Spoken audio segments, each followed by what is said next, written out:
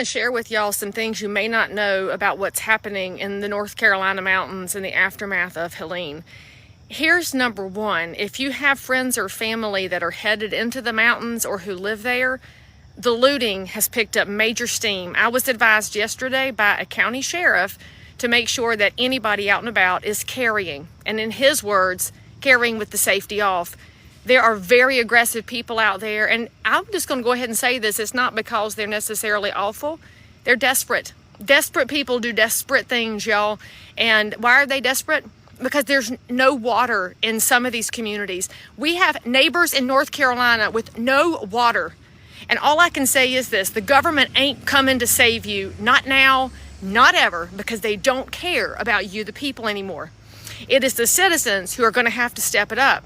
Now, I got to tell y'all, I was floored yesterday by how my community, which is a little over an hour away from the affected areas, showed up at donation sites with water and diapers and formula and some liquid IV. I mean, y'all brought all kind of things, bleach, vinegar.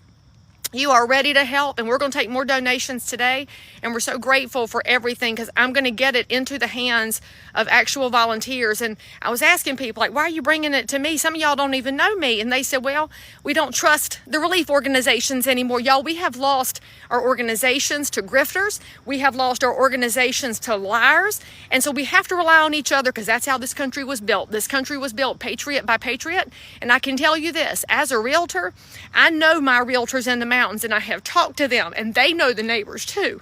So I am getting your donations into hands that are going to get it into hands. And everybody that sent me dollars, I got teams of shoppers out, and I got receipts to prove it, because we are not grifters. We are neighbors. And the patriots that are in the mountains, if you see this, if your family sees this, hear me now. You are not forgotten by the rest of North Carolina. And if you are not in North Carolina, then there are ways that you can give. But can I just remind y'all of something? You cannot eat money. You cannot drink money. So for those of y'all that thought money was your God, and by the way, that includes our freaking elected officials, it's not your God.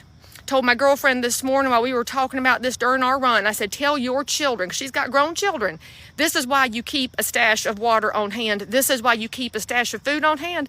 But for those of y'all that are not in affected areas, if you can take your donated items and send it to the mountains, then send it with a friend. Make sure you're sending truckloads so that we don't overload the roads, because our first responders are overwhelmed. By the way, thank you, Governor DeSantis, for doing more for North Carolina than North Carolina's governor has. I'm very grateful for your National Guard, because we have to help each other, y'all.